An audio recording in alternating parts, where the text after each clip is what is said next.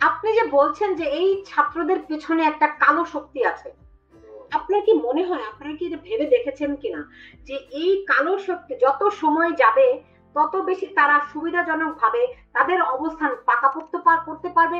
রাষ্ট্রযন্ত্রের যেই মূল জায়গাগুলো, পয়েন্টগুলো আছে, কি পয়েন্টগুলো, সেই জায়গাগুলো তারা দখল করতে পারবে, যাতে করে আপনারা যারা মুক্তিযুদ্ধে বিশ্বাস করেন, বাংলাদেশকে মুক্তিযুদ্ধের আদর্শ দেখতে চান, তাদের জন্য খুব দুরূহ হয়ে যাবে তাদেরকে সরিয়ে দেওয়াটা।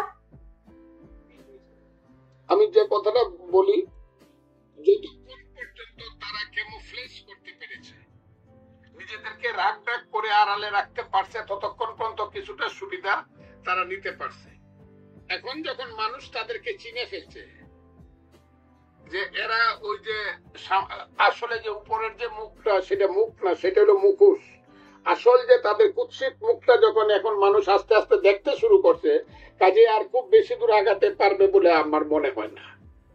বাংলাদেশে থাকতে হলে মুক্তিযুদ্ধকে মেনেই থাকতে হবে, বাংলাদেশে থাকতে হলে বাংলাদেশের প্রতিষ্ঠাকে মেনেই থাকতে, বাস্তবতাকে মেনেই থাকতে হবে।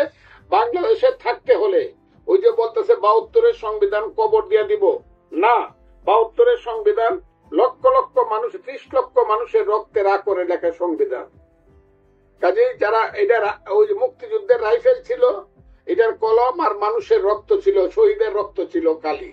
কাজেই ৭২-এর সংবিধানকে পট করে কবর দিয়ে নতুন করিয়া এই দেশে আবার তালেবান শাসন কায়েম করবে, ইম্পসিবল। এটার নাম হলো সুজলা সুফলা শস্য শ্যামলা সোনার বাংলাদেশ, বুঝতে হবে। কাজে এটা এত সহজ না। আপনি যেটা বলতেছেন যে তারা ইচ্ছা করলেই সবকিছু শক্তি অর্জন করতে পারবে, আমার বিশ্বাস মানুষ যেহেতু সজাগ হয়ে গেছে, বাড়ির মালিক যখন সজাগ হয়ে যায়, চোর কিন্তু ঘরে ঢুকে চুরি করতে পারে না, আবার দৌড়াইয়া চলে যায়। এটা হলো আমার ধারণা।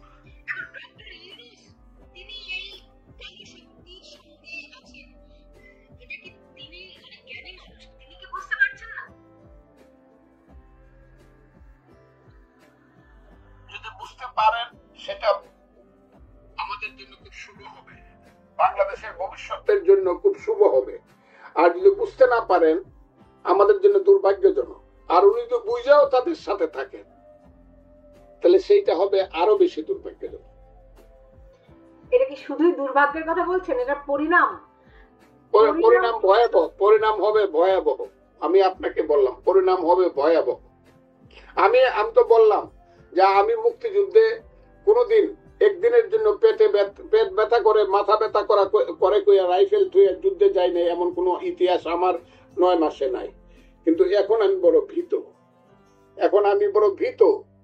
শত্রু বড় লুক্কায়িত শত্রু, যারা মানুষকে ব্লাফ দিয়ে এত বড় কাজ করে ফেলতে পারলো, তারা আর কি কি করবে এই ব্যাপারে আমি খুব শঙ্কায় আছি। আমি আপনাকে তারপরে বললাম যে এখন মানুষ মোটামুটি আধা সজাগ হয়ে গেছে।